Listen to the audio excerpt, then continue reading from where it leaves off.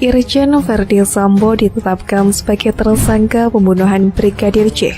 Hal ini dinilai sebagai bukti bahwa tidak semua polisi itu tidak baik.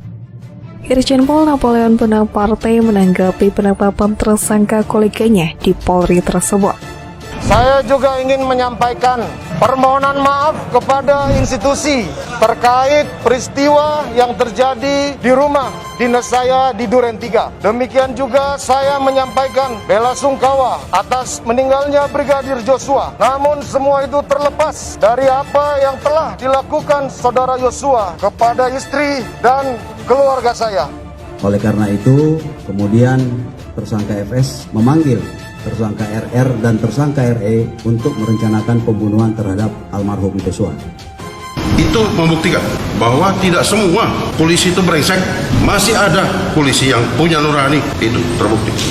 Biarkan Polri bekerja, kita kawal terus sampai kemana ujungnya. Saya juga menyampaikan momen kasus ini bisa menjadi momentum awal untuk membongkar skenario dalam peristiwa-peristiwa lain yang terjadi sebelumnya.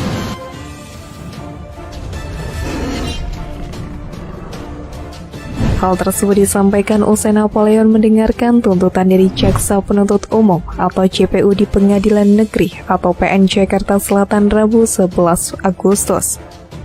Napoleon mengatakan mengapresiasi tindakan polisi yang mau melakukan penyelidikan ulang serta mau memperbaiki kesalahan yang pernah dilakukan. Dengan pengumuman dia hari lalu itu membuktikan bahwa tidak semua polisi itu brengsek, masih ada polisi yang masih punya hati nurani. Jelas Irjen Napoleon kepada wartawan Kamis 11 Agustus. Terlebih saat ini Indonesia ingin merayakan hari jadi pada 17 Agustus 2022 mendatang. Napoleon pun sedang jika misteri kasus tewasnya Brigadir J akhirnya terbongkar. Saya juga menyampaikan momen kasus ini bisa menjadi momentum awal untuk membongkar skenario dalam peristiwa-peristiwa lain sejak terjadi sebelumnya. Mau 17 merdeka, ucapnya. Irjen Napoleon juga sempat menghimbau kepada pihak-pihak yang kerap berkomentar yang seolah berjasa pada kasus ini. Namun Napoleon tidak menyebutkan siapa pihak yang dimaksud. Kepada pihak-pihak lain yang berkomentar seolah-olah dirinya paling berjasa dalam kasus ini, malu dong, imbu Napoleon sambil berseringai. Di satu sisi, Irjen Napoleon turut mengapresiasi kepada semua pihak, khususnya aparat kepolisian yang sudah mau membuat kasus yang penuh misteri menjadi terang benderang. Saya mengapresiasi keluarga besar Brigadir Joshua dan para penasehat hukum. Saya yang mengapresiasi para senior saya dan pakar-pakar sesuai bidang yang sudah memberikan kontribusi. Saya juga apresiasi kepada media dan seluruh netizen yang sudah memberikan seruan dengan keras, sehingga membuat Polri mau terbuka, tuturnya. Tidak hanya itu, mantan Kadif Hubinter Barreskrim Polri, Irjen Pol Napoleon Bonaparte juga ikut menanggapi heboh pembunuhan Brigadir J yang dilakukan koleganya di Polri, Irjen Pol Verdi Sambo. Napoleon menilai rencana penembakan yang menewaskan Brigadir J dibantu oleh banyak pihak. Skenario itu tidak dibuat oleh Pak Sambo sendiri, tapi ada pihak-pihak lain, penasehat-penasehat yang katanya belum muncul itu.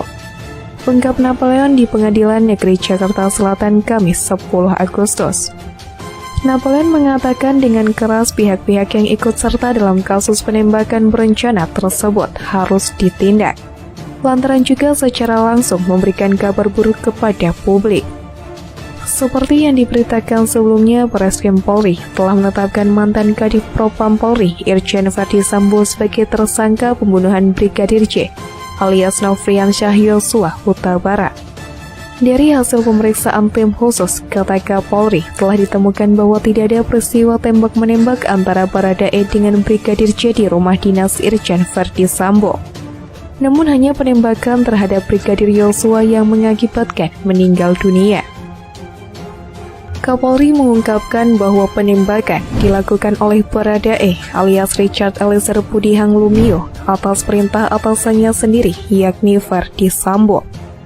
Lesio mengatakan penembakan terhadap Brigadir Yosua dengan menggunakan senjata milik Baradae Eliezer. Verdi Sambo kemudian membuat skenario dengan menembakkan senjata milik Brigadir Yosua ke dinding berkali-kali.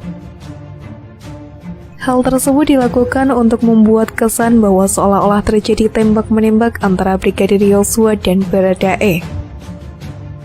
Hal itu dilakukan untuk membuat kesan bahwa seolah-olah terjadi tembak-menembak antara Brigadir Yosua dan Baradae Eliezer. Pada kasus ini, Baradae dijerat dengan pasal 338 KUHP tentang pembunuhan, Junko pasal 55 dan 56 KUHP. Sedangkan Verdi Sambo dan Brigadir RR diprasangkakan dengan pasal 340 KUHP dengan pembunuhan berencana subsidiar pasal 338, Junko pasal 55 dan pasal 56 KUHP dengan ancaman hukuman mati atau seumur hidup. Adapun Baradae adalah tersangka kasus pembunuhan terhadap Brigadir J. Kasus itu berawal dari adu tembak antara Brigadir J dengan Baradae di rumah dinas Irjen Verdi Sambo. Karena diduga Brigadir J melakukan pelecehan seksual ke Putri Chandrawati, istri Verdi Sambo.